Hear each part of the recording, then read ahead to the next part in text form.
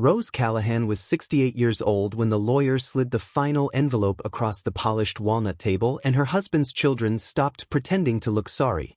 The room was too warm, the air touched with stale coffee and rain-damp wool, and yet cold tendrils of fear had already begun their slow climb up her spine. For most of her life, Rose had believed one simple thing with the stubborn faith of a woman who had lived enough years to test it. Loyalty matters most when no one is watching. Not the grand speeches. Not the flowers at funerals. The staying. The washing of cups. The medicine sorted into little boxes. The hand on a fevered forehead at 3 in the morning. That was love, to her. Quiet. Unadvertised. Almost sacred.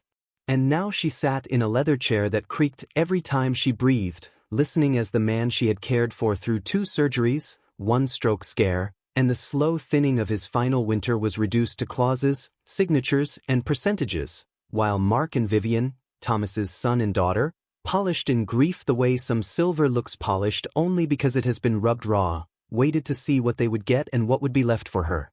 The house on Hawthorne Lane, the lawyer said, to be divided equally. Mark exhaled softly through his nose. The investment accounts, likewise. Vivian lowered her eyes, but Rose saw the flicker in them. Relief. Possession. Victory disguised as mourning. Then came the farm.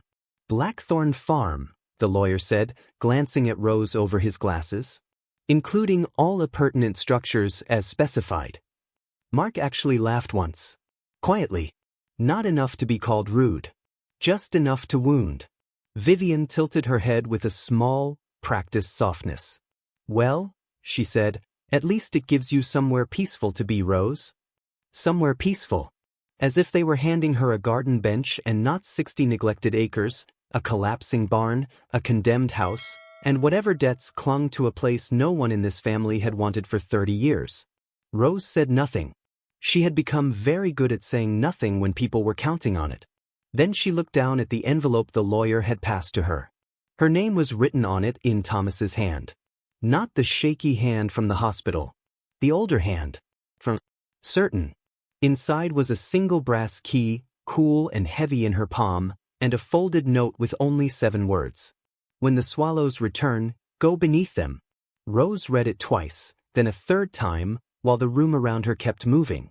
And for the first time that day, even through the humiliation, the fear, the unmistakable sting of being dismissed like an afterthought at the end of a life she had helped hold together, she felt something else. Not comfort. Not yet. But the faint, unmistakable pressure of a secret waiting in the dark. Rose had not been born to a family with land or money, or the kind of confidence that enters a room before a person does. She had been born in 1957, the only child of a machinist and a church pianist in a narrow Kentucky town where people measured one another quietly and remembered everything. Her mother ironed pillowcases. Her father repaired anything with bolts. Their little house always smelled faintly of starch, coffee, and oil from the garage. They did not speak much about dreams. They spoke about usefulness. At 19, Rose had imagined one life for herself. Not a grand life. Just a good one. A husband who was steady. A few children. A white porch. Supper on time. A place in the world that would not shift under her feet. Instead, she buried her mother at 22, her father at 27, and by 30 she had learned that grief did not arrive like thunder.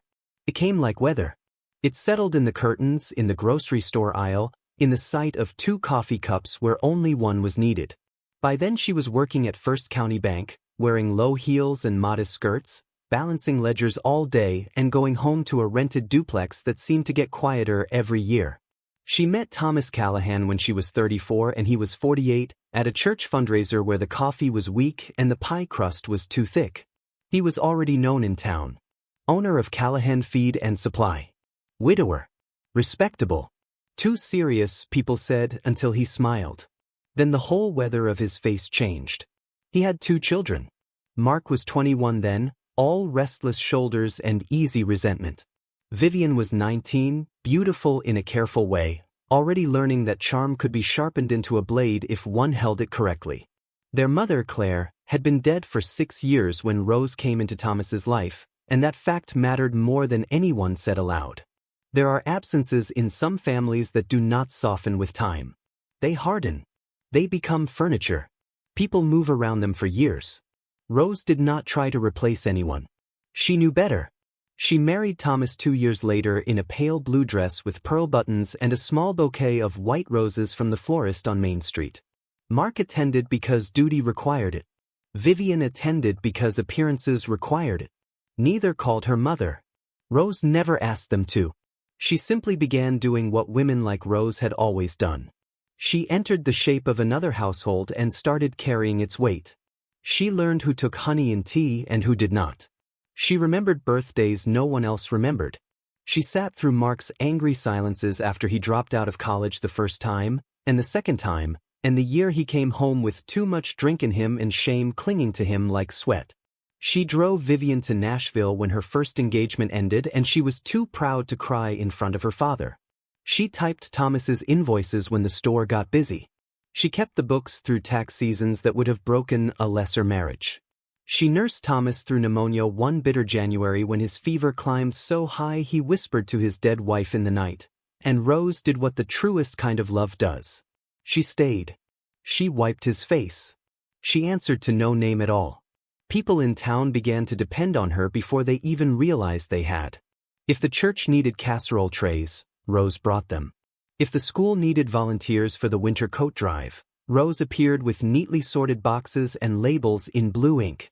When Thomas's mother, Eleanor Callahan, grew too frail to live alone, it was Rose who moved her into the back bedroom on Hawthorne Lane, Rose who learned the cadence of her bitterness, Rose who endured the old woman's criticism of her cooking, her curtains, the way she folded towels. Yet by the second winter, Eleanor stopped asking for her son when she had a bad night. She asked for Rose. No one praised her much for any of this. That was never the arrangement. Devotion, Rose had learned, is often consumed in silence by the very people it feeds. Years went by. Then decades. Mark married a woman named Dana who smiled too brightly when she was nervous and gradually began speaking to Rose the way one speaks to someone employed by the family but too long-standing to dismiss. Vivian married twice, first a banker named Owen, then, after that marriage dissolved under the strain of money and vanity, a real estate developer named Neil Harwood whose handshakes felt like transactions even at Easter dinner. Still Rose remained steady. Through Thomas's long hours. Through market downturns. Through the slow draining away of things he never quite said out loud. She knew when his left knee bothered him because rain was coming. She knew the look he wore when bills were worse than he admitted. She knew, too, that there was one place he went when something weighed heavily on him and he did not yet know how to speak it. Blackthorn Farm. It had belonged to Thomas's mother's people before it belonged to the Callahans. And before that to some line of stubborn farmers whose names lived only in family Bibles and courthouse books. 60 miles from town, folded into a valley where the roads narrowed and the hills rose dark and watchful, Blackthorn had once been the pride of the family: apple orchards, dairy barn, spring house, smokehouse, rich soil. By the time Rose came along, it was mostly memory. The roof of the farmhouse sagged. The west fence had given up entirely. Locust trees had crowded half the lower pasture. Thomas visited a few times a year, usually alone. He would say he was checking drainage, or meeting a man about timber, or seeing whether the county had finally fixed the creek crossing. Rose went with him only twice in all their marriage. The first time, the air was green with late spring and the swallows had already nested in the barn rafters. She remembered the sound of them vividly, those fast, delicate wings stitching the air. Thomas had stood in the doorway longer than necessary, looking not at the barn but at the packed earth beneath it. When she asked what he was thinking, he smiled in that absent way older men sometimes do when they are standing inside a memory. "Just listening," he had said. "To what?" "The place deciding whether it remembers me." The second time had been in November, years later, after Eleanor died. Rose walked through the farmhouse kitchen and found a square patch of floorboards newer than the rest. In the barn, a pulley had been oiled. On a shelf beside a cracked lantern sat 3 empty mason jars, washed and upside down as if waiting for use. She said little, but she noticed things. Rose always noticed things. So did Thomas. He began, in the last 6 or 7 years of his life, bringing up strange practical matters at odd times. Whether she remembered where the old deed box was. Whether she knew the difference between access rights and ownership. Whether she had ever read the small print on water easements. It felt less like conversation than preparation, but every time she tried to ask directly, he would retreat behind affection or fatigue. "Someday," he told her once, when they were folding laundry in the blue light of an early winter evening, "you'll know why I never sold Blackthorn. Then tell me now." He looked at her for a long moment, one of those long married silences that can hold affection and regret in equal measure. "I'm trying to put things right before I go." It unsettled her, not because of what he said but because of how quietly he said it, as though he had been carrying that sentence for years. If this story has ever touched the part of you that knows how easily the world mistakes quiet people for powerless ones, stay with it. And if you understand that the deepest truths are often hidden in the places everyone else ignores, then make sure you do not wander away now, because what Rose found at Blackthorn did not simply change her future. It changed the meaning of everything that had come before. Thomas's health failed in increments. First, the shortness of breath after climbing stairs. Then the tablets lined up by the sink. Then the specialist in Lexington. Then the word they both pretended not to fear because fear, once spoken aloud, acquires walls. By the final year, illness had become the third presence in the house. Rose moved around it like weather. She learned how to lift without hurting him, how to tell from the set of his jaw whether the pain was manageable or not, how to sleep lightly enough to wake when he coughed. She missed book club, church socials, the ordinary drift of a smaller life. Her own doctor mentioned blood pressure. Rose nodded and kept going. Mark came by more often then, but not to relieve her. He came to check in, always in a hurry, always with questions that landed slightly to one side of concern. "Has Dad updated anything recently? Did he ever say what he wanted done with the business? Who's got access to the files in the study?" Vivian called every few days in a voice sweetened by performance. "You must be exhausted, Rose. We don't want you overwhelmed." Yet her questions were sharper than Mark's. "Has he said anything about the house? Do you know if the investment advisor changed the beneficiaries? Is the farm still even in his name?" Rose answered little. Not out of strategy. Out of instinct. Something about their attentiveness felt less like love arriving late and more like inventory beginning early. Thomas saw it too. Once, after Mark had left and the front door had barely closed, Thomas stared at the mantel for a long time before speaking. "I should have done more," he said. "For what?" "For the years I asked you to absorb things because it kept the peace." Rose folded the blanket at the end of the sofa. "You were ill." "I wasn't always ill." She looked at him then. Really looked. At the thinning hair, the skin gone papery over his temples, the fatigue that even sleep no longer repaired. Behind all that she saw something else. Not fear of death. Shame. "There are things I should have protected you from," he said, each word slow and exact. "And things I should have told you sooner. Then tell me now." But exhaustion closed over him like water.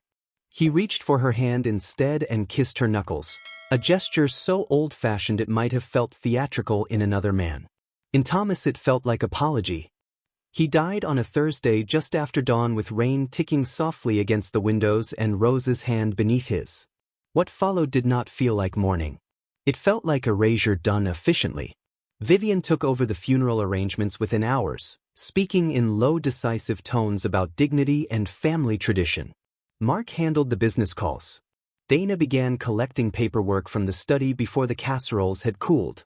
Rose was asked what hymn Thomas liked and whether she had a navy dress appropriate for the service. Beyond that, decisions moved around her as if she were a fragile lamp someone was careful not to bump while clearing a room. The day after the funeral, Rose found 2 of Thomas's framed photographs missing from the den. A week later, the silver serving tray Eleanor had once given her as a Christmas peace offering was wrapped in newspaper on the dining table with a yellow sticky note attached in Dana's handwriting. Thought Vivian might want this. Family peace. Rose stared at the note until the words blurred. Not because of the silver. Because of the certainty inside the gesture. They were already editing her out of the story. She said nothing. Quiet women are often mistaken for women without anger. This is an expensive mistake. Her rage came privately, in flashes so hot they frightened her. While standing at the sink with one of Thomas's coffee mugs in her hand. While stripping the bed where he had died. While hearing Neil in the hall say, in that smooth developer's voice, the Hawthorne property will show beautifully with minimal work. Show beautifully. As though her marriage were now staging. But rage is not a place one can live. It burns too cleanly. After rage came fear. It arrived one afternoon with a legal pad. Mark sat at the kitchen table, not unkindly, not kindly either, his elbows spread as if he already belonged more fully to the room than she did. We should probably start talking about next steps, he said. Rose remained standing. What next steps? He glanced toward Dana, who was rearranging mugs in the cabinet she had no right to organize. Just practical things. Timeline. The house. Dad's accounts. We don't want you to have to deal with all of that alone. Vivian entered then, carrying tulips as if softness could be arranged and transported. She set them on the table. Rose, we only want what's fairest. The word fairest nearly made Rose laugh. Nearly. Vivian sat, smoothing her coat. Depending on what the will says, it may make the most sense to consolidate some things quickly. Properties are costly to maintain. And honestly, she gave a small sympathetic sigh. You don't want the burden of these rooms by yourself. There was the fake kindness. The cruelty tucked inside concern like a needle sewn into a hem. You don't want the burden. As if Rose had not dusted every shelf, paid every bill, remembered every leak, managed every Christmas and every storm and every ordinary Tuesday in that house for more than 3 decades. I haven't seen the will, Rose said. You will, Mark replied. Soon. We're just trying to make this easier. Easier for whom, she thought. But did not say. The reading at the lawyer's office confirmed what they had already assumed in their bones. The visible life went to them. Hawthorne Lane. The brokerage accounts. The remainder of Thomas's share in the business. Some antiques. A lake lot Rose had forgotten existed. Mark leaned back by the end of it, his expression almost solemn with satisfaction. Vivian held herself still in that elegant way women do when trying not to appear pleased by exactly what pleases them. Then came Blackthorn Farm to Rose. No one tried very hard to conceal their relief. Well, Neil murmured, not softly enough, that solves the maintenance issue. The lawyer, Mr. Bellamy, cleared his throat and added that the farm included structures in as-is condition and associated filings referenced in Appendix C. He sounded careful when he said it. Too careful. Rose noticed. She was not yet sure why. Afterward, in the hallway outside the office, while rain blurred the courthouse square and people moved past with umbrellas blooming and folding like black flowers, Vivian touched Rose's sleeve. You mustn't take this badly, she said. Thomas knew you liked quiet places. Rose looked at her. Really looked. Vivian's face was beautiful in a disciplined way. Cream wool coat. Pearl earrings. A mouth permanently arranged for sympathy, as if the world had rewarded her so often for appearing tender that she had forgotten tenderness and appearance were not the same thing. Rose said, Did he? Vivian's hand fell away. Mark, perhaps sensing more than his sister ever did, stepped in with the broad, managerial voice he used when trying to settle difficult warehouse staff. Rose, the farm may not be glamorous, but it's still something. Dad wanted you provided for. Something. The word stayed with her all afternoon. Not because it insulted her. Because it told the truth about what they believed she deserved. That evening they went to celebrate. Rose knew because Dana accidentally sent a family group message that included her. Finally some clarity. Dinner at Riverton at 7?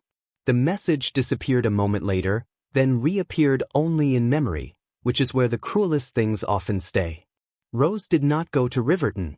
She sat alone in the den, the house dim around her, and turned Thomas's brass key over and over in her fingers until the ridged edge marked her skin. Outside, late March wind moved through the bare maple branches with a dry rattling sound. On the mantel, the clock ticked as if nothing in the world had changed. But everything had. 2 days later, Mark returned with a folder. Just paperwork, he said. House transition. Temporary occupancy through the end of the month. It's only because the attorney advised us to establish clean dates. Rose looked at him without taking the folder. The end of the month is 12 days away. We can help you move. Move where? He did not answer because that answer, too, had been arranged without her. When she finally took the folder, her hands were steady, though inside her something had begun to fall through a long dark shaft. 12 days. After 32 years in the house. 12 days to reduce a marriage to boxes. That night Rose walked room to room touching objects not because she wanted them all but because she needed to feel, physically, that her life had happened. The chipped bowl from their first Christmas. Thomas's chair by the window. The hallway runner she had stitched the hem of when it frayed. The upstairs bedroom where he had reached for her in the dark after bad dreams and never spoken of them in the morning. She touched the banister worn smooth by years of use. She touched the pantry shelf where pencil lines still marked the measurements of visiting grandchildren who rarely came anymore. She touched the front door. Shock had become grief. Grief had become fear. Fear now became something heavier and colder. Despair. It is not dramatic, despair. Not in real life. It does not fling itself across furniture. It does not make speeches. It sits at the kitchen table at midnight while the refrigerator hums and asks practical questions in a very calm voice. Where will you go? What will you live on? Who are you now that the role you performed for half your life has been revoked? For 3 days Rose barely slept. She packed dishes. Sorted clothes. Cried once in the laundry room with both hands pressed to her mouth so no one would hear. On the 4th morning, Dana arrived unannounced with garment bags and smiled as if bringing pastries. I thought I'd help you streamline, she said. Rose let her in because dignity sometimes looks, from the outside, like surrender. Dana began separating china into piles. This pattern probably belongs with Vivian's things. It's more her style. And the heavier pieces, well, you won't want to dust all that where you're going. Where you're going? Again that strange, bloodless certainty that Rose would simply fold herself into whatever smaller life they assigned her. When Dana reached for the blue willow platter Rose's parents had given her before either of them died, Rose's hand closed over it first. This one is mine, she said. Dana blinked. Just once. The smile remained, but only because it had nowhere to go. Of course, I didn't realize. No, Rose thought. You didn't. By the time the moving truck she had hired with her own savings pulled up to Hawthorne Lane, she had packed only what would fit into the farmhouse if the farmhouse roof held. Clothes. The blue willow platter. 2 lamps. Thomas's old wool coat for reasons she could not explain. A cedar chest. Kitchen basics. The brass key. The note. When the truck drove away from town, Rose sat in her car alone and watched the rearview mirror until the house disappeared completely. She had never felt more discarded. She had never been more afraid. And still, beneath all of it, like a coal buried in ash, something in her refused to go out. The road to Blackthorn narrowed after the last gas station, then narrowed again after the church with the leaning steeple. April had not yet fully claimed the valley. The dogwoods were only beginning to show white at the edges, and winter still clung in the shaded folds of the hills where the sun was slow to enter. Rose drove with both hands on the wheel, the moving truck far ahead, tires spitting gravel whenever the road gave up pretending to be paved. She passed fields gone wild with broom sedge, a rusted tobacco barn, 2 boys fishing at the creek in jackets too thin for the weather. The sky was pearl gray, low and watchful. Every turn seemed to take her farther not simply from town, but from the language of the life she had known. No traffic lights. No neighboring porches. No grocery within walking distance. Only ridgelines, wet earth, and the occasional fence post leaning like an old man who had forgotten why he stood. By the time Blackthorn appeared, Rose's shoulders ached from holding herself upright against so much uncertainty. The farmhouse looked worse than memory. The porch sagged visibly at the far end. 3 shutters hung crooked. Moss had claimed half the roof like a second weather. Yet the place was not dead. That was the first thing she felt. Not saw. Felt. The way one feels a room has been recently occupied even when no one is in it. Windows clouded with dust, yes. Weeds at the stone path, but also a gate rehung on newer hinges. A stack of split wood under tarp. Fresh gravel scattered near the barn threshold. Someone had been keeping certain failures at bay. Thomas. The thought hit her so sharply she had to grip the steering wheel. He had come here more than he admitted. The moving men unloaded in tired silence. Boxes into the kitchen. Mattress upstairs, though the ceiling in the front bedroom looked doubtful, so Rose chose the smaller back room. By late afternoon they had gone, taking with them the last mechanical sounds of her old life. Silence flowed in behind them. Not complete silence. Blackthorn had its own speech. Wind whirring the tall grass. A crow somewhere near the creek. The distant metallic tap of something loose on the barn roof. The hush of leaves before rain. Rose stood in the yard, coat wrapped close, and realized she could smell water though she could not yet see it. Not creek water. Stone water. Cold. Mineral. A truck rattled up just before dusk. From it climbed a man in his 70s with a face like folded leather and kind, cautious eyes. He removed his cap. "You must be Rose," he said. "Noah Greer. I farm the parcel east of yours. Knew Thomas all my life." Rose shook his hand. It was rough and warm. "Heard you were coming up," Noah said. "Brought biscuits my Lena sent. And a warning." "A warning?" He glanced toward the barn. "Roof's sounder than it looks, but don't trust the loft rail. And there's one section of floor in there Thomas always told me not to touch." Rose's breath stalled. "What section?" Noah squinted as if deciding how much to say. "Near the north wall. Under the swallow nests. Said it was old timber and to leave it be. Used to come up every few weeks, your husband. Sometimes with a surveyor. Sometimes with boxes. Never explained. Just whistled and told me not to ask questions if I wanted free apples in the fall." Rose looked at the barn. Above its dark doorway, swallows wheeled in and out of the rafters, though it was late for them, and there seemed to be more than there should have been, as if the place itself held them. That evening she ate one of Lena Greer's biscuits standing at the sink because she had not yet unpacked a tablecloth, and because kitchens feel less lonely when one stands. The farmhouse smelled of dust, damp plaster, and old wood slowly waking under heat from the stove. Rain began after dark. A soft, patient rain. Rose carried a lamp into the front parlor and found the wallpaper peeling in long curls, yet beneath it, in one corner, someone had patched a crack recently. On the mantel lay a matchbook from a survey company in Lexington dated 8 months earlier. Upstairs, in the small bedroom, she opened a drawer and found it empty except for a single folded rag tucked in the back. Inside the rag was a brass screw, polished brighter than the drawer pull.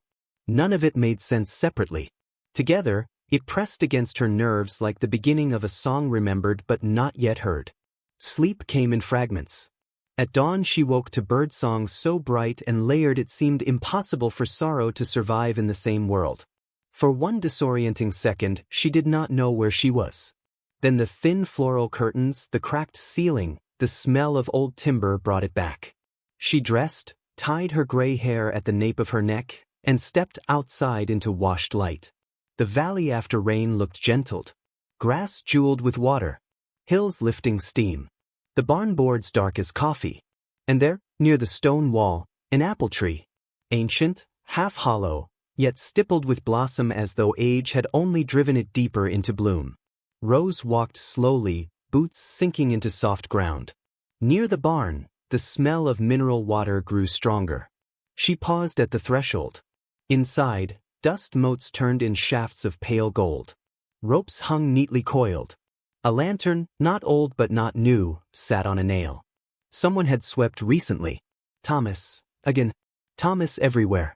Thomas not in words but in maintenance, in secrecy, in repeated return. Under the swallow nests. Her heart began to beat differently. She moved toward the north wall. Feet sacks long empty leaned in one corner. A rusted rake. A workbench. At first she saw only planks. Then one plank looked cleaner at the edges. Another held newer nails darkened to match the old. Rose knelt, the ache in her knees immediate and sharp, and ran her fingers along the boards until they found an iron ring set flat into the wood. She sat back on her heels. For a long time she did not pull it. Outside, the swallows flashed in and out, their wings making that same delicate cutting sound she remembered from years ago. Overhead, the barn breathed warmth from sunstruck boards. Beneath her hand the ring was cold. Fear rose first. Not fear of ghosts or snakes or collapse. Fear of change. Of answers. Of learning that Thomas's mystery, like so much else, had been smaller than the hope it inspired.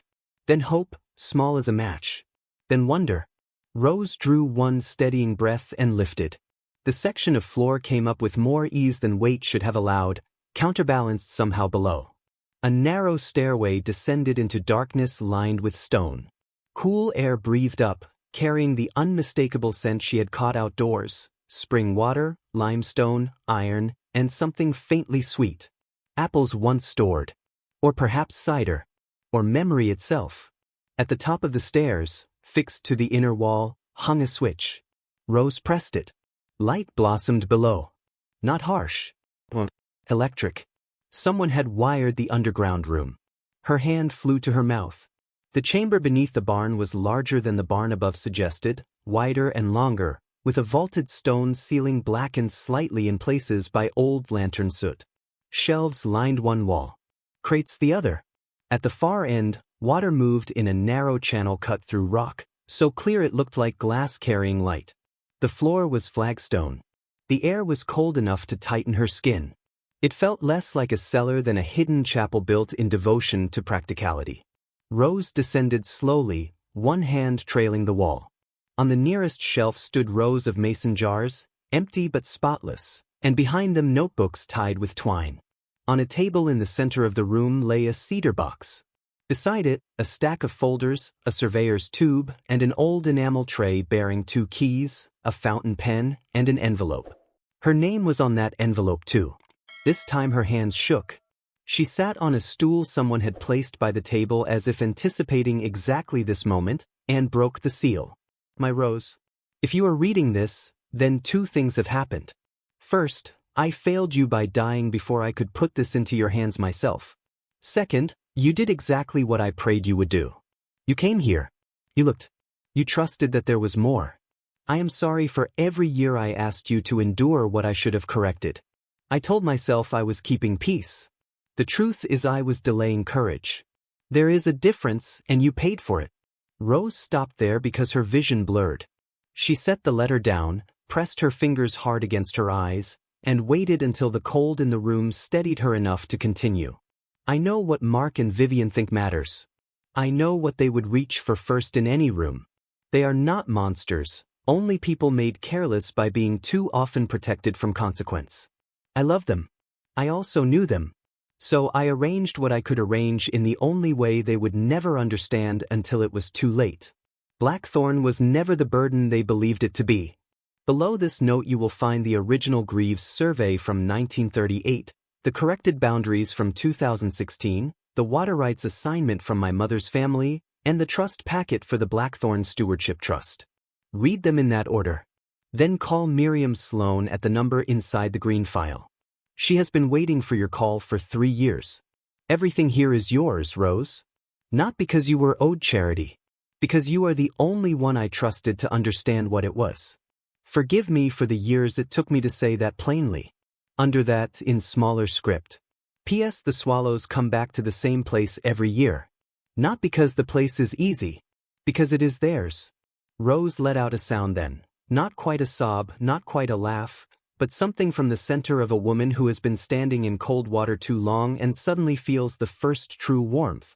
She reached for the surveys. The old one, brittle and sepia-toned, showed Blackthorn extending far beyond the 60 acres everyone referenced. Across Lower Meadow. Along the ridge. Around the spring basin. 212 acres in all, much of it parceled awkwardly over time, then reassembled through purchases and quiet legal corrections. Thomas had spent years buying back slivers from distant cousins, settling a line dispute, correcting a clerical error that had cut off nearly half the valley on later tax maps.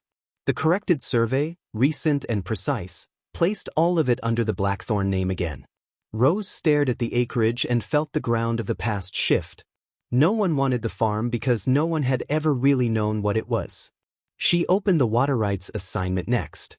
There, under family names she recognized from gravestones and holiday arguments long faded into dust, lay the truth of the spring. Blackthorn's limestone basin fed one of the purest naturally filtered groundwater sources in the county. Decades earlier, Eleanor's father had granted a restricted easement to the county water authority for emergency draw access from the lower springhead during drought years. A royalty clause, revised and strengthened over time, paid annual fees into a custodial account attached not to Thomas personally, but to the land itself. The land itself. The amount made Rose sit back. It was not merely useful money. It was life-altering money, quietly accumulated over decades because no one in the Visible family had cared enough to read the old filings all the way through. Then the trust packet. The Blackthorn Stewardship Trust had been established 4 years earlier, funded by the sale of Thomas's final business interest, a life insurance rider, and several conservative investments. The beneficiary named was Rose Callahan, contingent upon her taking title to Blackthorn and residing there at least 90 days. The trust's purpose was stated in language so formal it almost hid its tenderness: preservation of Blackthorn Farm, support of the beneficiary's lifelong residence, restoration of agricultural and community uses, and discretionary funding for charitable service benefiting widows, seniors, and local families in need. Rose read that line 3 times. Widows, seniors, local families. Thomas had not given her a hiding place. He had given her a future. More documents followed. Timber valuation. Orchard restoration grant approval pending beneficiary signature. A proposal from a regional heritage seed collective to lease the south field. Records of structural work already paid for, barn reinforcement, electrical installation in the cellar, roof stabilization supplies in storage, well inspection, septic planning. Hidden under the old farm, beneath the place everyone had dismissed, Thomas had placed not only wealth, but design. Intention. A whole second life he had built in secret, board by board, paper by paper. At the bottom of the cedar box lay another envelope, thinner and older, addressed in a different hand. Eleanor Callahan's. Rose unfolded it carefully. If Thomas does right by you, you may never need this. If he loses his nerve, then perhaps these words will help where mine could not when I was alive. You were wasted on our family's habit of taking and calling it order. I saw that long before I said it. The first winter I lived in your house and treated you as if kindness were a test you needed to pass, you never once answered cruelty with humiliation. You answered it with soup, fresh sheets, and a silence that made me ashamed of myself. Blackthorn belonged, for generations, to the women who understood storage.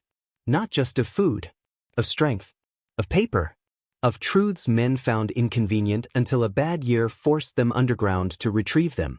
The room where you sit was first used as a spring cellar, then a refuge, then a ledger room during hard times. What matters most in a family is often kept by the one person everyone assumes has no power. If Thomas finally learned that, then let him give you what should have been recognized much sooner. If not, keep this place anyway. It prefers women who know how to endure weather. Rose laughed then, suddenly and helplessly, tears spilling at the same time. It echoed off stone in a way that made the room feel inhabited by all the women who had ever stood there before her with flour on their hands and worry in their bones and some practical answer folded into an apron pocket. Laughter and tears together. Catharsis has always known they are cousins. She stayed in the cellar for over an hour, reading, sorting, touching the proof of what had been done on her behalf in silence. At last she found the green file and the card inside. Miriam Sloan, attorney at law. Rose climbed the stairs with the documents held close against her chest, crossed the yard in a kind of stunned brightness, and called from the kitchen phone because her cell service came and went with the clouds. Miriam answered on the second ring. "I've been wondering when you'd find the room," she said. Rose closed her eyes. "You knew. I helped build the legal side of it. Thomas said you wouldn't go down there until you had no choice. He also said once you did, you'd understand more quickly than anyone else." Rose leaned against the counter. Why wasn't any of this mentioned at the reading? Because Blackthorn itself was mentioned. The trust isn't part of probate. The water royalties attach to the land, not the estate. The acreage corrections were recorded but buried in appendices nobody in your family bothered to examine.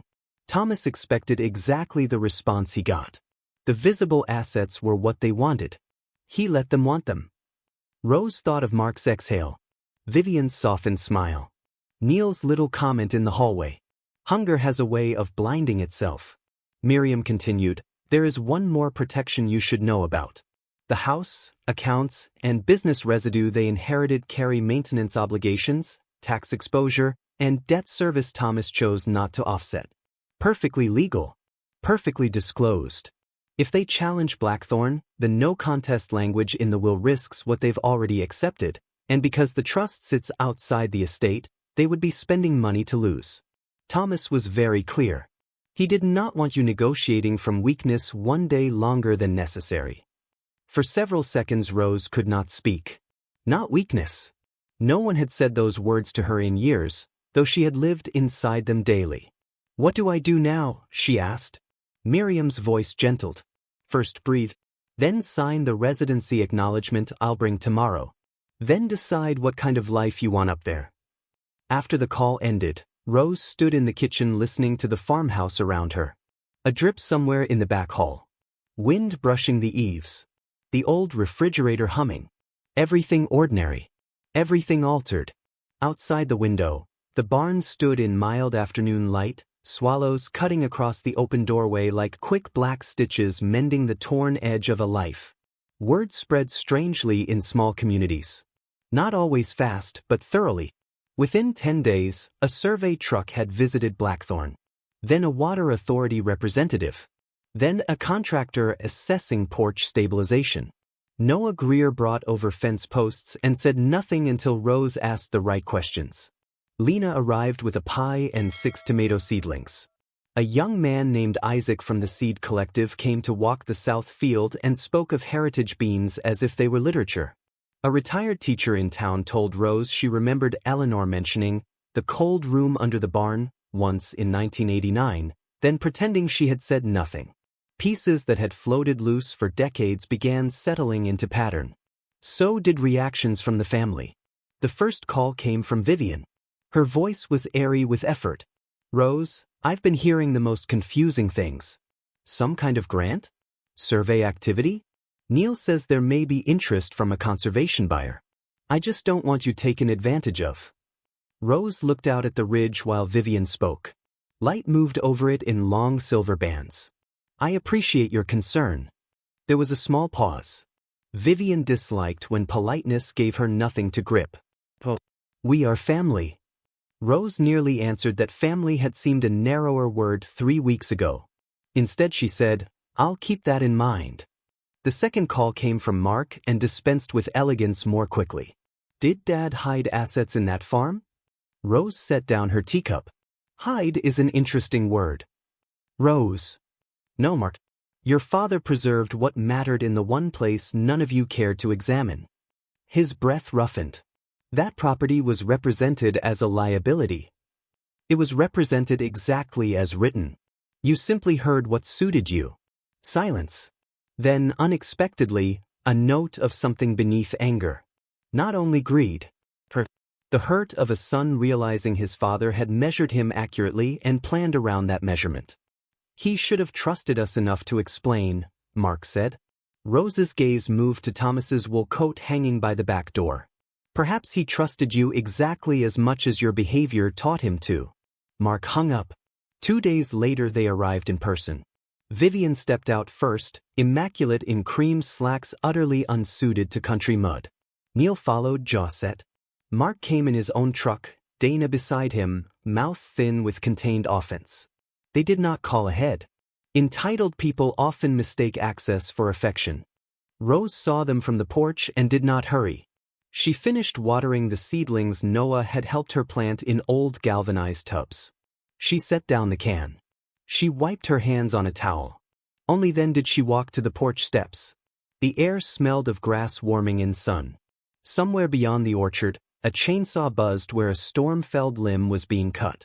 The ordinary world went on around them, which Rose found comforting. Vivian smiled first.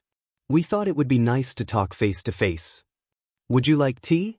Rose asked. They seemed almost disoriented by the offer. Tea belonged to social calls, not ambushes. Still, they followed her inside. Rose set out cups in the kitchen she had begun, modestly, to reclaim. Clean curtains now. Floor scrubbed. 2 shelves repaired. A bowl of lemons. The room no longer looked abandoned. It looked inhabited by someone who had decided to remain. No one touched the biscuits. Neil began. We've reviewed some public filings. It seems there may be substantial value here beyond what was understood during probate. Rose folded her hands around her cup. Yes. Vivian leaned forward. Rose, surely you realize this changes things for all of us. There it was again. That instinctive plural. As if her good fortune must naturally redistribute itself through their expectation. How so? Rose asked. Mark spoke next, blunt as ever when patience failed him. Dad misled us. Rose's expression did not change. No. He allowed you to reveal yourselves. Dana flushed. Neil's jaw hardened. Vivian tried another route, softening her voice into reason. We're not asking for conflict. Only fairness. If there are funds or royalties connected to family assets. They are not connected to family assets, Rose said. They are connected to Blackthorn. But Blackthorn was family land, Mark snapped. Rose looked at him with calm so complete it seemed to make him younger and more foolish by contrast. And when it was offered to me, she said, you laughed. No one answered. The kitchen clock ticked. Outside, a swallow struck past the window like a thought too swift to catch. Neil cleared his throat. Perhaps some arrangement could be made. A sale. A division. My firm has clients who would pay very well for acreage with water access. Rose turned to him then. She had spent years enduring him at holiday tables, listening to him explain markets to people who grew things with their hands. Now, for the first time, she allowed the full weight of her regard to rest on him. This land will not be sold for someone else's convenience. He tried to smile. Convenience has nothing to do with it. No, Rose said. I imagine profit does. A flush rose along his neck. Vivian set down her cup too quickly. Rose, please don't make this adversarial. Rose's voice remained gentle. That was the devastating part. Not raised. Not sharpened. Simply final. I am not making anything adversarial. I am declining to rescue people who were very comfortable watching me be discarded. Mark stood. So that's it? After everything? Rose almost pitied him then. Almost. Because what he meant by everything was not her 3 decades of service, or the nights with hospital sheets, or the birthdays saved, or the humiliations swallowed. He meant the fact that expectation itself had failed him. Yes, she said. That is it. He stared at her, searching perhaps for the woman who would rush to smooth over discomfort, to bend, to make family feel easy. That woman was gone. Not because she had grown cruel. Because she had finally become visible to herself. Vivian rose more slowly. Her eyes glittered with anger she would never permit to become ugliness in public. You're making a mistake. Rose stood as well. No.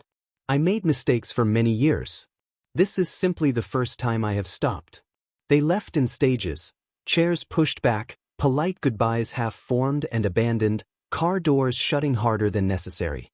From the porch, Rose watched their vehicles wind down the drive and disappear past the sycamores. When they were gone, she did not feel triumph in the theatrical sense. No swelling music. No victory pose. Only a deep, steady release, as though some muscle clenched inside her for 30 years had at last unclenched. Noah found her an hour later sitting on the porch steps. They come to buy you out? He asked. In a manner of speaking. He nodded, unsurprised. And? Rose looked across the field where sunlight lay broad and honest over the grass. I offered them tea. Noah barked out a laugh so sudden it startled a bird from the fence. Rose laughed too, and for a moment the sound felt young in her. That was how her new life began. Not with spectacle. With repair. The porch was stabilized first. Then the roofline. Miriam helped her finalize the trust administration, and for the first time in decades Rose had income that did not depend on pleasing anyone. Isaac's Seed Collective leased the south field for heritage beans, winter wheat, and old tomato varieties nearly lost to commercial farming. The water royalties deposited quietly each quarter.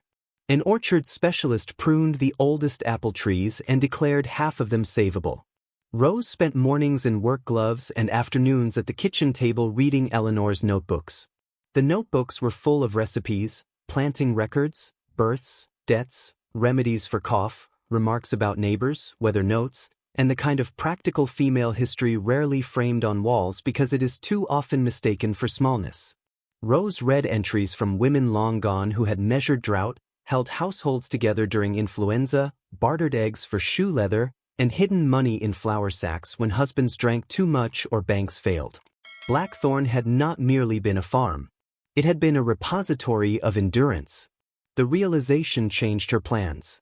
At first she thought she might simply live there quietly and let the years soften. But quiet, Rose discovered, is different from emptiness. The trust language about widows and families in need kept returning to her. So did Eleanor's line. What matters most in a family is often kept by the one person everyone assumes has no power. By late summer, the old dairy room had been cleaned and painted. Noah's grandson built shelves from reclaimed pine. Lena organized jars. The women from church, once they heard Rose needed volunteers, arrived with mops, labels, canners, and folding tables. A local social worker told her about 3 grandmothers raising grandchildren on fixed incomes. The school counselor asked whether fresh produce boxes might be possible on Fridays. Isaac offered to donate surplus seed packets for a public exchange. And so Rose, who had been handed what others called a burden, opened the Blackthorn pantry and seed room in the first week of September. There was no ribbon cutting. She disliked those. There was coffee in an urn, cinnamon bread, crates of apples, shelves of dry goods, jars of green beans, donated quilts, seed packets in careful rows, and a sign over the doorway painted by a local teenager that read, "Take what helps. Leave what can." People came. At first quietly, because pride travels with need. Then more openly. A widower who did not know how to cook but wanted to learn. 2 sisters caring for an aunt with dementia. A young couple between paychecks. A retired nurse who offered blood pressure checks every second Tuesday. Children who discovered the orchard and ran laughing beneath trees older than anyone alive. Rose began a Wednesday soup table in the farmhouse kitchen. No speeches. No forms. You came, you sat, you ate. Sometimes people spoke of trouble. Sometimes they spoke of tomatoes. Both kinds of conversation were holy in their own way. The cellar beneath the barn she kept mostly private, though she cleaned and cataloged it with extraordinary care. Part archive, part sanctuary, part promise fulfilled. On certain evenings she would go down there alone with one of Thomas's letters or Eleanor's notebooks and sit beside the channel of spring water listening to it pass over stone. Not all hidden things, she learned, are meant to be displayed. Some are meant simply to sustain. 5 months after she first arrived at Blackthorn with a moving truck and a heart full of dread, the valley looked different. So did she. Autumn had set fire to the ridge in bronze and russet. The porch wore 2 rocking chairs Noah had found and repaired. The pantry shelves were well used but never empty for long. Children had tied strips of ribbon in the orchard during a harvest supper for people to write down the names of someone they missed. The ribbons moved in the evening wind like soft testimony. Rose stood at the kitchen window one Sunday morning kneading bread dough while voices drifted in from outside. Lena was laughing with a schoolteacher near the herb bed. Isaac and 2 volunteers were loading crates of squash. In the yard, a little boy named Caleb, raised now by his grandmother after his mother's illness, was explaining with absolute conviction to a skeptical hound why apples should never be wasted on dogs with no discernment. Rose smiled to herself and pressed the dough flat with the heel of her hand. The house no longer echoed. It held. Mark wrote once in October. Not an apology, not quite. More a letter from a man who had encountered his own limitations and could not decide whether to resent them or learn from them. He asked if she would send him copies of some old photographs he remembered from the attic. Rose did. Nothing more. Vivian sent Christmas cards addressed to Rose at Blackthorn, in handwriting too deliberate to be warm. Rose placed them in a drawer with receipts and did not let them bruise the season. Some endings do not repair the people who caused them. They simply release the person who survived them. On the first cold evening of November, Rose carried a blanket to the porch and watched twilight settle over the valley. Wood smoke rose from Noah's chimney. The barn stood dark and solid beyond the yard, swallows long gone now but certain to return when the world tilted back toward spring. Inside the house, soup simmered for tomorrow's table. In the pantry, shelves held enough to help 10 families through the week. In the cellar below the barn, papers rested dry and safe, and the spring kept moving through stone the way it had long before any of them arrived. Rose thought about the woman she had been in that lawyer's office, humiliated, frightened, dismissed with a piece of land no one wanted and a key no one understood. She could still feel the leather chair beneath her, the heat in the room, Vivian's false softness, Mark's relieved breath. At the time it had felt like the final stripping away of a life.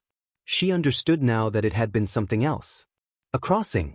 Not every inheritance arrives wrapped in praise. Some come disguised as inconvenience so that the greedy will step around them. Some truths are hidden beneath floorboards because only the patient will kneel to find them. Some women spend half their lives believing their endurance is all they have, only to discover that endurance, properly honored, becomes authority, becomes shelter, becomes bread on a table and light in a window and a place where strangers are no longer quite so alone. The sky deepened from gold to blue to the first true indigo of evening. Rose drew the blanket closer and listened to the farmhouse breathe around her. Age had not made her invisible. Pain had not emptied her. What had looked like exile had become belonging of the purest kind, the kind not conferred by title or marriage or someone else's approval, but grown from use, from courage, from standing at last inside one's own life without apology. What she had mistaken for an ending had not been an ending at all. It had been the door. And if this story found you where old grief still lives, or where your own strength first startled you by surviving, then leave one word in the comments. The single word that names that moment for you. Not for performance. For recognition. So that someone else reading it may feel less alone in theirs. And if there is a woman in your life who needs this tonight, a mother, a sister, a friend who has been underestimated so long she has begun to underestimate herself, share this story with her as gently as you would place a warm cup of tea into cold hands. And if you want to keep returning to stories that remind us of this simple truth, that what the world overlooks may one day become the very thing that saves us, stay close and subscribe. Around here, we believe hidden things still have a season to rise, and endings are often only beginnings waiting for the right light.